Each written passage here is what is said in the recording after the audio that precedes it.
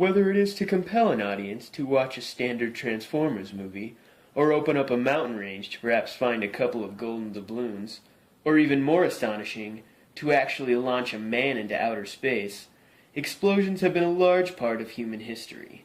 But the real question is, how do explosions work? Today, we will be examining the explosives TNT and the rocket fuel hydrazine. As known from our Sunday morning cartoons, Wile E. Coyote blows up every episode from this explosive, TNT, which also stands for trinitrotoluene. TNT was discovered in the 1860s by German scientist Julius Wilbrand. It has been used for military, industrial, and mining purposes. So how does TNT blow up? The explosive power of TNT is hidden in its structure.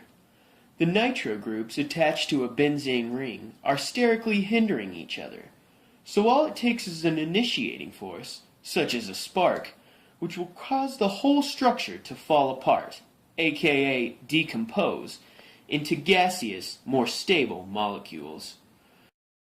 This is an exothermic reaction that only takes 1 gram of TNT plus an initiating force that will result in 1 liter of gas formed. That's 1,000 times increase in volume. To put this in perspective, let's place 1 gram of TNT in a glass container. Then the resulting reaction will have 1,000 times more volume than the starting material. However, this is not the only part of why TNT explodes. Let's zoom in. During the explosion of TNT, many particles and gaseous molecules fly in every direction at a velocity of almost 7,000 meters per second. Thus, it is the increase in volume at an incredibly high rate that causes the explosive power of TNT. So we know that TNT blows things up, but can a similar reaction launch things into space? With hydrazine it can.